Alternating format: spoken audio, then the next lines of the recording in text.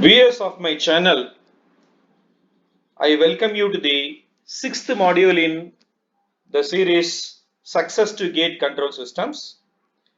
We have already seen solutions of gate exam question papers in time response analysis pertaining to chemical engineering, electrical engineering, um, instrumentation engineering, electronics and communication engineering.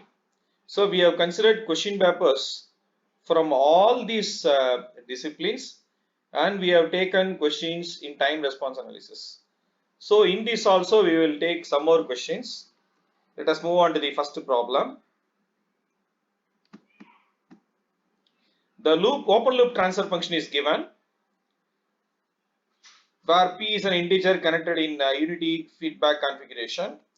Given that the steady state error is 0 for unit step input and is 6 for unit ramp input, the value of the parameter is. So just by seeing the transfer function, we can find that it is decided by the P. P is nothing but the type of the system. This we have already seen in our regular videos. So I think this we have seen in lecture video 7 in our 23 video series, control system series. So steady state error is 0 for unit step input means it should be infinity for position error constant. That means position error constant should be infinity. Then only steady state error is 0. If the position error constant has to be infinity, then definitely this S power PP should have some non-zero value, 1 or 2 or something. Then only there will be some S in the denominator. As S is 0, this 1, 6 multiplied with 0 will be infinity. If P is 0, then it will not be infinity, it will be constant. That is one condition. Second condition, for unit ramp input, they have given steady state error as 6. That means velocity error constant Kv is 1 by 6 as per the condition given. So velocity error constant is limit s into 0 s into g of s h of s. So g of s is given. So if p is 1 or for example p is 1, this ss cancels, then 1 by 6, exactly 1 by 6, which is what we require, then only steady state error is 6. Therefore we can find that only when p is equal to 1, this condition is satisfied. See, we can arrive the same conclusion in some other way. Whenever steady state error is constant for unit ramp input, definitely it is type 1 system. This we have seen in video 7. Therefore, P is equal to 1. That way also we can conclude. So if we conclude like that, then we don't have to solve like this. We can simply put P is equal to 1. As S tends to 0, S into G of S, if you see 1 by 6, you will directly get. So no need to waste these steps and time. We can even straight away conclude. Okay. Let us move on to the second problem. Transfer function is given. For unit step increase in input, fractional overshoot rounded to 2 decimal places, they have asked. See the transfer function, first of all, I am writing in the standard form. To bring that into standard form, I am multiplying both numerator and denominator by 0.25. Then only that omega n square by s square plus 2 zeta omega n plus omega n square form it will come. So here omega n square is 0.25, 2 zeta omega n is 0.3. So if you solve, omega n 0.5, zeta 0.3. The fractional overshoot means they are asking peak overshoot in fractional value. What is the peak overshoot expression for unit step response? We know 100 into e power minus zeta pi by root of 1 minus zeta square percentage. This is peak over percentage. So 100 into e power minus 0.3 pi by root of 1 minus 0.3 square. This expression also we have seen in the second order system time domain specifications. So we have not taken any new expression or any new formula or any new concept for solving any of the gate problems. So that is how we approach in the entire gate series. So it is 37.23% if we calculate, corrected to 2 decimal places. In fractional value it is 0.37, because percentage means fractional value you have to divide by 100, that's all. So let us move on to the next problem. So it is very simple problem. Laplace transform they have given x of s is equal to s plus 2 by s plus 1 into s plus 3 whole square. Then what is the value of x of t, that is in time domain, what is x of t as t tends to infinity they are asking. So this is again the fill in the blanks. So it is not objective type question, so we have to solve. So we know by final value theorem, as t tends to infinity, value of x of t is limit t tends to infinity x of t is limit Sn into 0 S into x of s. Because x of s is given, better to use final value theorem instead of finding x of t. So this is final value theorem. So s into this. So as s tends to 0, this is 2, this is 1, this is 3 square. So this will be finite value multiplied by 0 is 0. So the fill in the blanks, it should be filled with 0. Very simple. So next problem. Match the unit step responses 1, 2 and 3 with the transfer functions P of s, Q of s and R of s given below. So there are 3 responses given and the 3 transfer functions given. So all the 3 are unit step responses and the options are given. So it is like match the following, that is match the response with the transfer function. A similar problem we have worked in the same gate series module 4.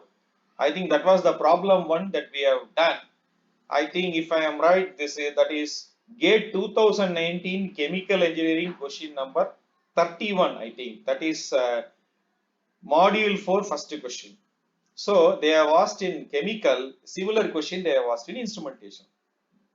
See, whenever we get a response like this, first of all we have to see the final response. See, in response 1 and 2, the final response is 0.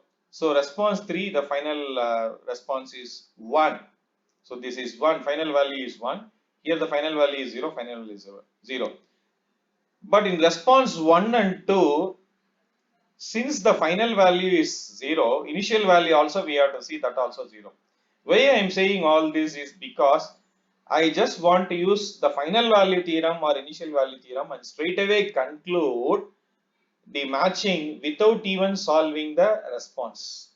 That is my idea, but I am not able to get that from responses 1 and 2 because both the cases initial response is 0, final response is 1. Let us take first option P of s and solve the response. So P of s, so y of s is, so the transfer function is given minus 1 by s plus 1, so multiplied by that R of s, because this is C of s by R of s, therefore C of s is, that is y of s is this multiplied by 1 by s, so that is what given, y of s. So 1 by s into this. So when you do the partial fraction, it will be like this, a by s plus b by s plus 1. By finding the residues, we get like this. So if you take the inverse Laplace transformation of this, so minus 1 by s, it is minus 1. 1 by s plus 1 e power minus t. We know very well how we got. Minus 1 plus e power minus t, if we investigate the response nature, as t tends to 0, this is 1, 1 minus 1, 0. As t tends to infinity, this is 0, 0 minus 1 is minus 1. So minus 1 plus 0 is minus 1. If you see here, yeah, it starts from 0, it ends at minus 1.